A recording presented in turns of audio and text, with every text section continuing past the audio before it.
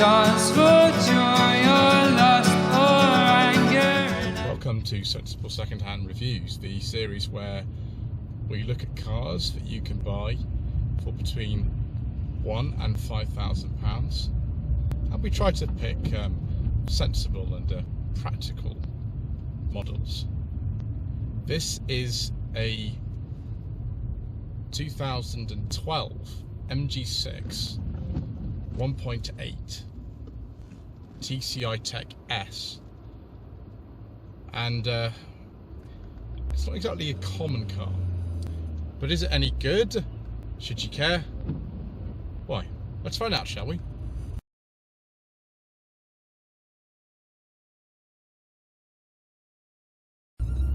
So this isn't actually just a test of one MG6, it's a test of two. And behind me, there's another one, which I should be testing in a little bit. We've organised to test both cars in one video because they're actually quite similar.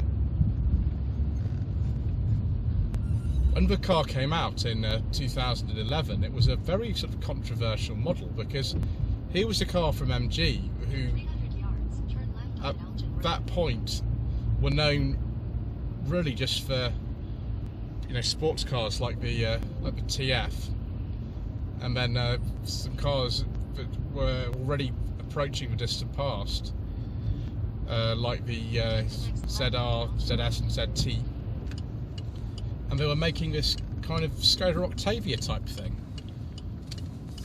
which is what this sort of is really. It's about the same size as one of those. I'm having to use the sat nav at the moment because we're driving through Croydon and I'm not entirely familiar with where I'm going, so I do hope you'll let me off that, viewers. This car is actually very distantly related to the Rover 75. It's based on a Chinese market car that we never got over here called the Rovi or Roway 550. And that car and an MG6 have exactly the same front subframe.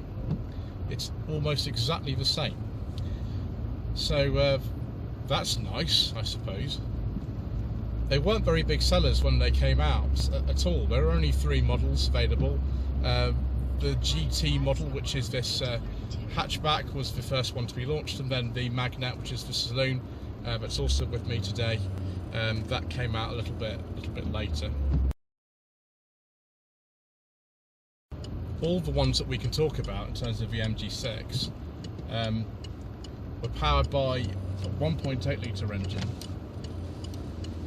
which is very familiar to many of you. It's actually a modified K-series engine.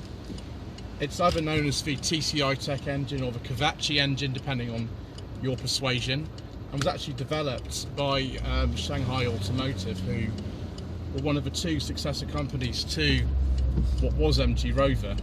The other company was Nanjing, and they merged before the Rovi 550 actually came out in China, but they had developed independently a successor engine to the K series called the N series that went into the MG TF, or the reborn TF, in 2008. I must say the heating ventilation in this car is not what I expected. It does have air conditioning, which I've just used, but it's not working particularly well today, which is annoying. Let's take it off reset, that might be better. So this is the base model, this one. It's called the S, and it's not very well equipped, and by the standards of today. But when this car came out, I think it was like £14,000 or something for a big, spacious car like this, with 158 horsepower from the Cavacci engine that we've got in here. It would have been pretty good. This handbrake is the most annoying thing in the world. I'd just like to say that, viewers. I keep knocking my thumb every single time I use it, which is awful. When the car was facelifted in 2015, although I'm afraid we won't be able to talk about that very much, viewers, because it has an engine that we do not discuss on this channel, they got rid of this awful handbrake, but the number of times I'm knocking my thumb is just incalculable. It's frankly a bit ridiculous. So this former K-series engine, is this any good? Well, we're not really in the best conditions perhaps at the moment to be able to know, because we're in the middle of Croydon, so that's maybe not the best, but it's got plenty of power and it feels like it's even got a fair amount of torque in it, actually. Rather than the VBC system that the 158 horsepower K-series had in something like, I don't know, an MG6 1.8, this actually has a turbo on it, and maybe it's not too sort of distantly related to the later 1.8 turbos that went into the 75s and ZTs from 2003 onwards. One thing that strikes me about this car is actually the refinement. It's really quite refined. It's surprisingly so. It's not my thumb on my handbrake again there, viewers. There we go. If you don't use your thumb, it's okay. Clutch is a little less than ideal in this car, and it's also squeaking, which isn't, you know, both for the best. But this car's covered 74,000 miles, and it feels really tight actually. Suspension feels tight, gearbox feels tight, clutch feels good. Yeah, it's okay. Best thing about this car really is the steering. I mean, not this particular base model S with the lack of steering wheel buttons and no leather trim on here at all, but it feels remarkably good. I'm actually really impressed, and this is something that was lauded when it was new, and something that I think should be still lauded today. Right, let's go and park up somewhere, and then we'll have a look at both of these cars together, and then I'll drive the other one and we'll see if that's any better.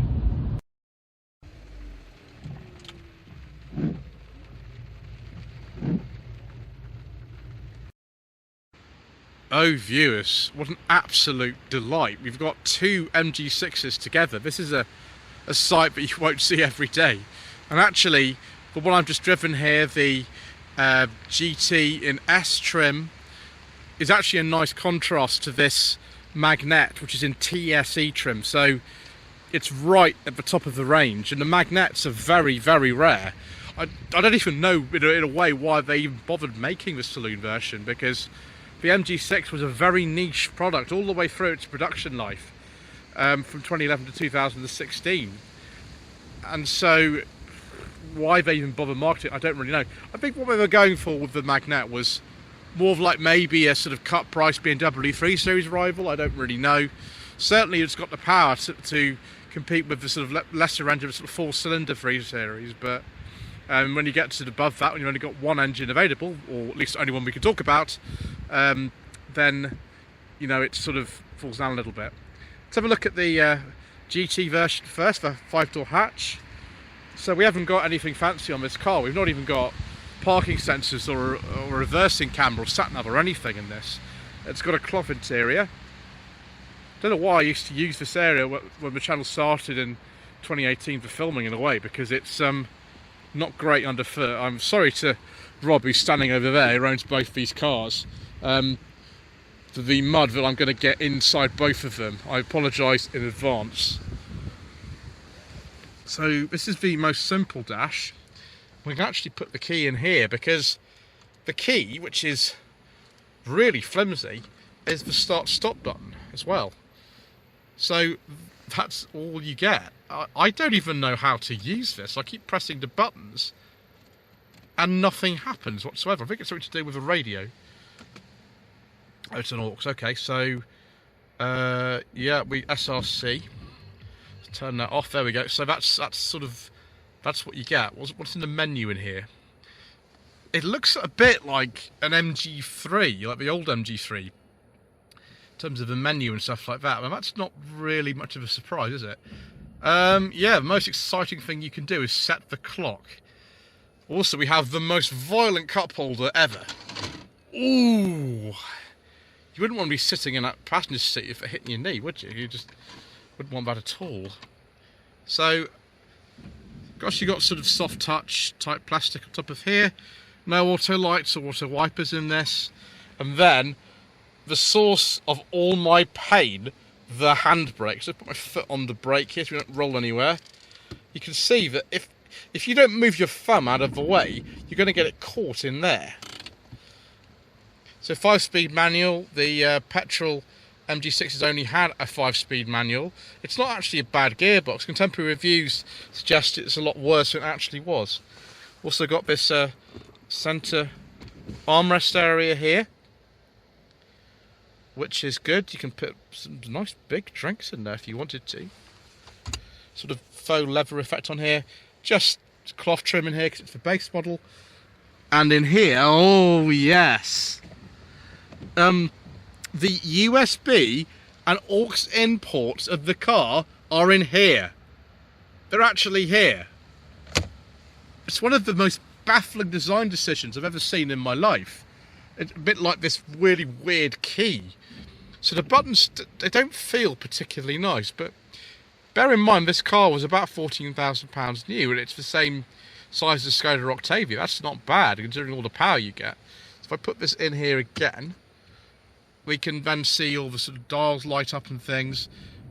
I can't remember in this car whether you can actually change the info display in here. Well, I think it's this button. Maybe you use, I think that's all it sort of does. It shows you some service information and also your speed. On one of the higher trim cars, which don't have a plastic steering wheel, no buttons on them, which we'll have a look at in a moment, you can see we've got a bit more than that, and that does a few more things. And there's a sat-nav in the middle of there. So let's see if the secret mission documents go in here. Oh no. Viewers, it was going relatively well, and then suddenly we had a problem with the glove box. Ah! Dear. I can put it in there. I mean, that would probably work, wouldn't it? There we go. Yeah, it's so weird, this handbrake. I've spoken to Rob about this, and you know, not even he likes it, and he's got 2 of these cars. What does that button there do? Nothing. Doesn't do anything. Right. Okay. It would be very difficult to fit an aftermarket radio in this car. I don't think you could at all, actually. Similar situation with the cup holders about the 75. That also only had one normally here, and it was either on that side or that side. So got the climate control system here. It's reasonably easy to operate, but again, it looks a little bit dated with a car like this from 2012. But it's okay. I managed to demist the windows. Unfortunately, when you've got the car in sort of 3rd gear, you can't see that button there, which is annoying. And my windows are already demisting up, so that's not good. Right, let's get in the back of this one, shall we, and see what space the GT model has. Okay, so you think this roofline would impact the headroom somewhat. Let's see if it does. What I remember with these, and I have driven a couple in the past, is actually they are okay, but we'll see. Okay, so that seat is in my driving position. I am about 5'11", and yeah, loads of room in here. I mean, there's so much more room than there'd be in a Focus or a Golf, which were actually in many ways more expensive when this car came out. So much space, and the headroom's really good as well. You wouldn't think so, but it is. And we've got a nice little rear courtesy light here, which we can turn on or off with that button if you want to. And we've got a centre armrest with some cup holders. It's not the nicest feeling, that, but there we go. These cars were actually assembled for our market at Longbridge from kits shipped over from China. So this is actually one of the last cars made there. I think the MG3 was made with this until 2016. So not the softest material on here, but that's just par for the course really. Golfs are like that too. Electric windows all around, all models got them, in the back as well as the front. And that doesn't feel too good. It doesn't feel too bad actually. That's quite nicely damped. It's quite impressive really in here. There's little hooks for jackets of various kinds. There's seatbelt height adjustment. There's even rear vents in here and a little ashtray thing, I think. I mean, I don't think there's anything other reason for it apart from putting sweet wrappers in. Right, let's take a look in the boot, shall we? So just the S model, so nothing really fancy about this. No. Oh, I have to do this again, aren't I, viewers? There we go. Ooh, that is a big hatch. That's massive. And would you look at this? It's got loads of stuff in it as well. The boot size of this car is about 462 litres. That's even bigger. And look at this. Again, if you were to get someone into the MG showroom and just kind of tell them that this car exists, and they were cross-shopping this against a Golf and a Focus, and they wanted all the space in their family, look at the space you've got. And this is the base model. But yeah, about £14,000. It's just amazing. Like a Golf at the year would be, what, 330 litres, something like that? Just a really practical shape. I mean, it depends if you actually want this size of car. I mean, perhaps you don't want all this sort of big real estate, but I mean, if you do want a family-sized car, this would have been an amazing one for the money. It's just, well, very few people even knew they existed. That was the big problem.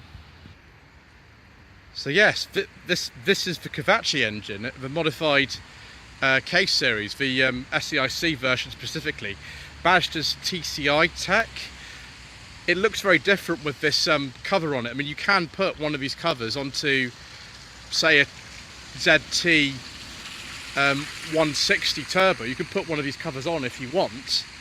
I'm not sure if exactly it fits, but it's actually the same. That oil filler cap is a dead giveaway that that's a K series. Different coolant reservoir though. Yes, very similar looking kind of front structure. I don't know if anything other than the subframe is the same as the Rover 75, but nothing wrong with that particularly. It's just the way that it's done, and so, you know, it means that the crash regulations and things like that were reasonably easy for this car to pass because it's existing sort of setup with that. You even get front fog lights on this base model. It's not really like a kind of stripped out thing like a sort of Golf S would be, is it? Is it really? Okay, let's have a look at the Magnette, the saloon. Okay viewers, so this is a much higher spec TSE. Straight away we've got the front parking sensors, which in a car like this actually is really, really useful. You can't really see much out the back of that S model. So we'll have a look at some of the luxury features you get on the TSE Magnette. There was also an SE model in the middle of these two. Yeah, straight away we're much better accommodated in here. So we've got automatic lights and auto wipers. Let's get the key for this one as well. Heated seats, dual zone climate control, and then we'll see when the flimsy key actually gets in there. Come on, flimsy key. There we go. So you've got to push the clutch to start it. Might have to start it to get a bit of a system on actually. Oh, there we go. There we are. Yes. I mean, it's not really the nicest sat-nav system that you'll ever find in your life, is it, viewers? Let's turn that down. Seems to be playing status quo okay, though. So you've got all these extra buttons in here. Look at all these. We've got navigation, and there we are, the old place we always used to use for tree jacket reviews back in the day, just near Epsom. We've got repeat, equalizer setup. I don't know what dim, I don't know what that means. We've got Bluetooth phone controls here. Do we have the scary cup holder? Yes, we do. So we can change the SRC, we can have a look at aux audio. greatest hits, turn that off. We don't want a copyright infringement, and then just leave that playing on there. Actually, we might just leave that for a second. Back to nav, and there is the clock. It's a bit weird. It doesn't actually take up all the space you'd think it would, and it just isn't very good quality. I mean it works, I suppose, but yeah, I'm not sure somebody would have bought this car for that. Anyway, we've got a nice leather trimmed steering wheel. There is the controls. I think that's for the volume or something. This is the cruise control over here. One problem with the cruise control is that if you want to set it at night, you cannot see the button to do it. You wouldn't know it was there. You'd have to feel for it, and I don't think that's particularly a good idea, really. Right, let me just adjust this seat a little bit. Okay, that's better, viewers. Also, it looks like JBL have made the sound system, which is good. It does sound quite good from what I've heard so far. Yes, just leave that on automatic there. Just all these extra buttons. You've got all these extra buttons. You've got full climate control in here, dual zone. So if I push this in, will that turn the climate control on as well, or do I need to do this manually? That's for fan speed, so it's different. Oh, there we go. That's really interesting. It's a completely different colour from the other car. That had a sort of red setup. This has a sort of green background to it. So, does this do anything on here? Does this actually do anything? Yes, it does. Fantastic. Look at that. You've got a few more things on here. We've got the position of the gear lever. The gear is actually different in this car from the other one. I think this is because it's a slightly earlier car. The MG6 did go through quite a number of gear levers for some bizarre reason. I don't know why. But yeah, loads of other things you can do in here. That gear shift indicator is going to annoy me, isn't it, viewers, while I'm driving back? It is, isn't it? Right, we won't bother with the secret mission documents. I don't think they're going to fit in there either. No. Right, let's get in the back and see what other luxurious accommodation awaits us. Okay. I've heard actually these are even more spacious than the other one because the roof line's a bit higher. You can see the electric heated memory seat. Oh, that's amazing, viewers. We've even got a sunroof in this as well. Wow. Do we have a luxurious armrest? We've still got this issue with the cup holder being a bit difficult to flick out and not feeling particularly nice, but this car was only £18,000 when it was new with all this equipment. It's really quite amazing. And we've got leather on the door cards. Right, let's have a look in the boot. Okay, viewers, we've got, I think, a slightly different exhaust on this as well. Would be because it's the saloon version, wouldn't it? Right. That opens up. 498 litres of space. And the rear seats still fold. What a car. Even more ridiculous boot space. I mean, I'm quite excited, really, viewers. I quite like these cars. This one, of course, is more to my taste in this more subtle colour, and also it's the TSE with, you know, the reversing camera and the parking sensors and the heated seats and the leather seats and all sorts of things like that. But yeah, let's have a very brief look at the engine of this one as well. It's probably going to be the same, but let's check anyway. Yes, it's exactly the same, viewers. This one's got like a little cover for the battery, but it's the same. One thing I would say is this car's got hydraulic power steering in it. It's one of the sort of last cars of this type to have it, I think. The MG3 has still got it. That's still in production, actually, so that's one of the last ones. And very helpfully, someone's actually written down in here, this car had a new cam belt in July last year, because, yeah, they do have a cam belt. It is a modified K-series engine. But I don't think I've ever heard of one of these suffering from head gasket failure. I could be totally wrong, and please put it in the comments if you've heard of one of these having head gasket failure. But I don't think these actually do suffer from it. So that's one good thing. Right, let's take this one out for a drive then.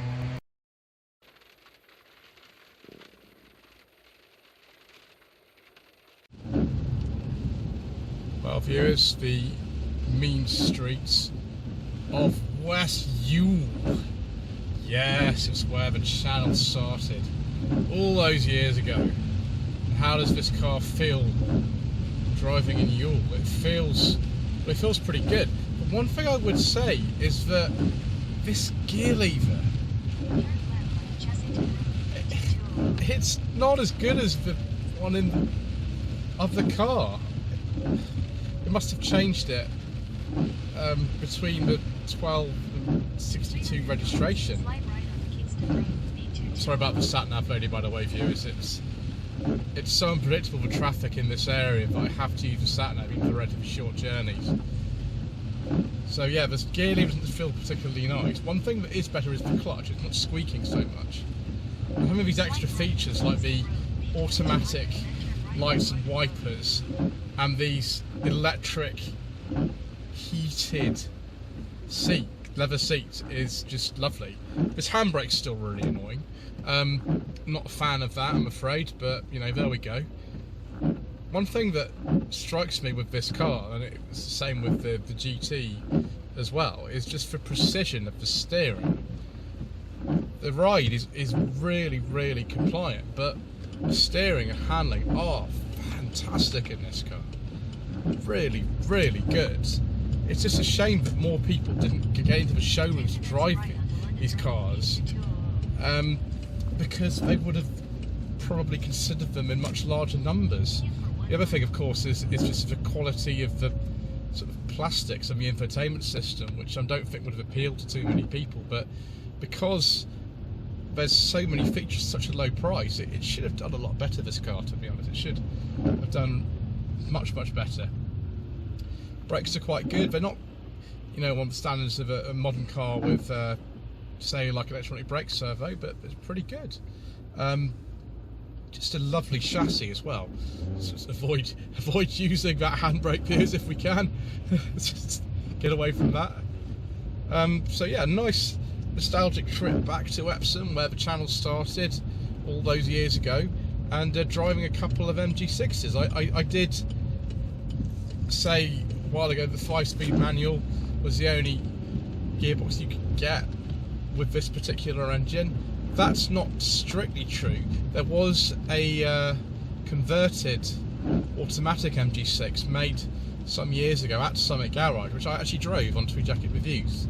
If you want to see that, I'll put a link to that in the description below. That car had been chipped to about 200 horsepower and had like a stainless steel exhaust in it, which was utterly amazing. It was really fast. This is fast enough, to be honest with you. 0 to 60 takes about 8.5 seconds. Although the top speed, weirdly, is limited to 220 miles an hour. I think it's to do with insurance or something. But anyway, that's quite enough of me talking about MG6s, at least driving them. I still have more to say. Lloyd Consulting stickers, t-shirts and mugs are available by clicking the link to the Google form in the video description below.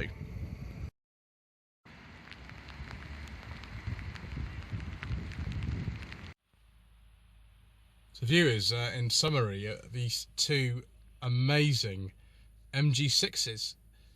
Should you consider one of these cars as a sensible, practical car for between £1,000 and £5,000? Well, both these cars actually cost between £3,000 and £4,000 when they were bought in the summer of 2022. I think the most expensive MG6 you're likely to find on the market would be about £4,000 to £5,000. The biggest problem with these cars is the supply issues, particularly the ones with engines that we don't talk about on this channel. Because the 1.8 Cavacci engine in these is so closely related to the K series, it's actually quite easy to find someone to work on the engine or to do things like a cam belt replacement. With the Fiat derived engine in the other cars, it seems to be a bit of a problem. And actually, I think springs do break on these. There are some electrical issues. But they're very, very cheap cars now. They were cheap when they were new. Even the top models cost about £18,000 to £18,500. So maybe you can't expect like the most for your money ever. But they do drive very nicely. The interior is a bit of a worry. And some of these buttons don't feel very nice. It's an infotainment system, and both the infotainment systems aren't the best. But it's quite a niche choice, and they do look like quite nice cars still. So, would I consider one myself? Possibly. Anyway, thank you for watching this twin test of Sensible Secondhand Reviews. Please don't forget to subscribe to the channel, like this video, leave a comment below, and we shall see you again soon for more good value motoring.